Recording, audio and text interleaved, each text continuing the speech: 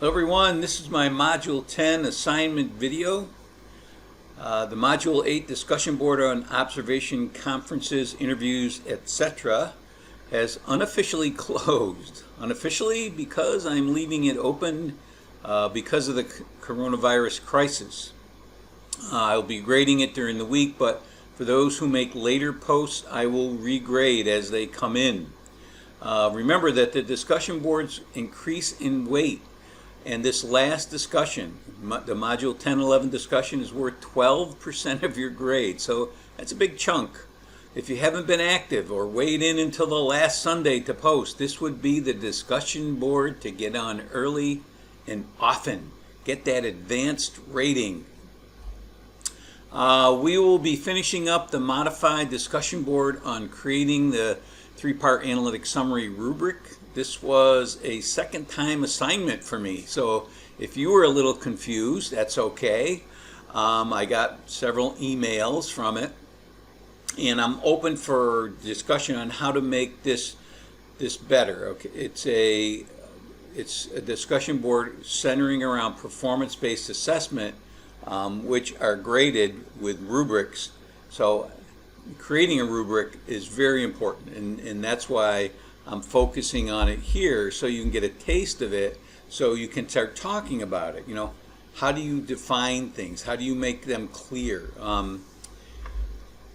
I also attached, and I might not have mentioned this before, I don't know, but I attached a template, a rubric template at the bottom of the discussion board. I attached a generic rubric which you can download and open here. It's located at the bottom of the discussion board instructions, which I don't think I mentioned it before, but some of you I think have done it because it has an area where, like in between here, where you can put points. So your points can be different. They don't have to be the same. So many of you did 4, 3, 2, 1, and that's fine, as long as you have a conversion after you do it, because getting all 2s would be, say, a 8 out of 16, which would be a 50. So that doesn't make sense, because a 2 would be competent in most of your rubrics. The important part of the assignment is to get you to make quality descriptions that are clear and student friendly. Many of you made statements like clearly describes. This is nebulous. You need to give a description of the artifact that reflects exactly what you want. What does a clearly describe look like? For example, target mastery is obvious, correct and incorrect answers are visible, overall results are listed. I will not be giving feedback to everyone on this, and I think I've given feedback on all 3 groups, and it is pretty much the same, because people are doing the same thing for the rubrics, and that's fine, that's what it's all about. But the response part should be, it shouldn't be, wow, it's a really nice rubric. Most of the rubrics are okay. But if you feel the need to say that, go ahead, say it. Never let it be me to say you couldn't say something nice. But really, it's to talk about what a good 3-part analytic summary looks like. What does part 1 look like? What does the chart should it look like? Is it color coded? What should part 2 look like? Does it inform instruction? Does it talk about next steps? Things like that. So again, you should be looking at Chapuis and Stiggins 2020 and Andre 2005 to give advice about making quality descriptions that are clear and creating rubrics. You can also discuss what exactly a 3-part analytic summary should look like. There's no citations needed, just good conversation. And you don't have to redo your rubric.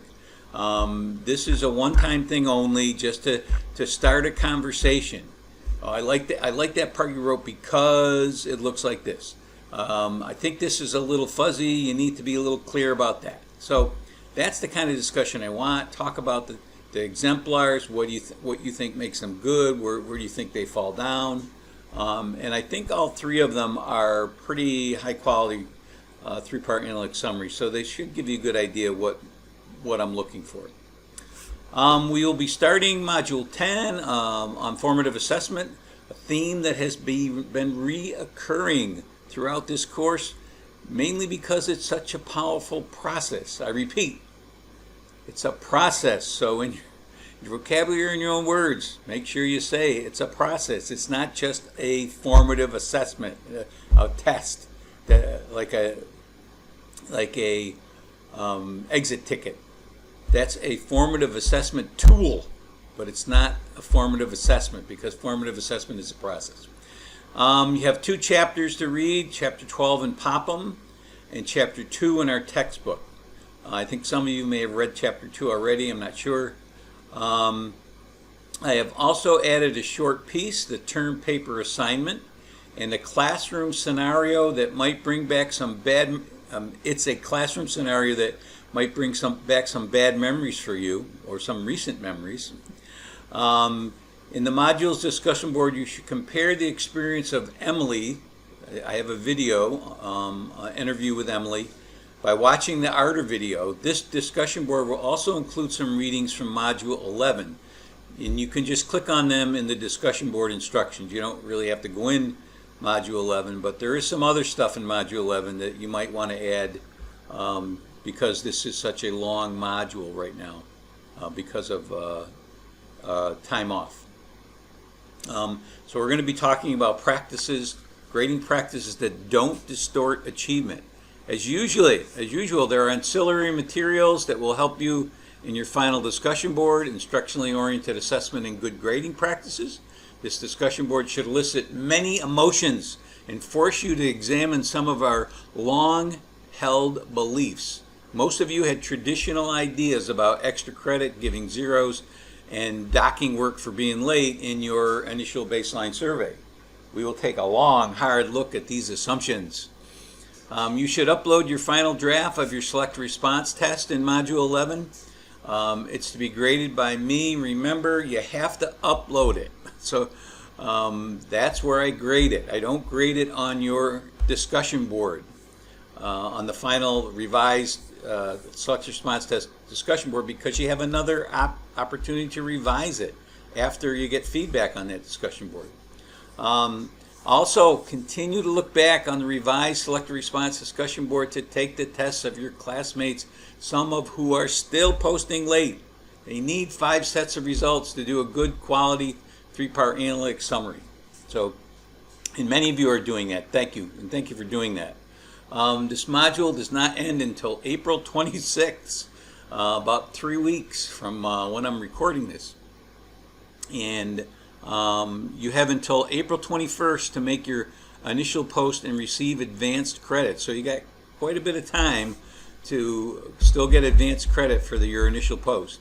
And April 26th until you get distinguished credit for timeliness. So lots of time to think about grading and formative assessment. Go deep.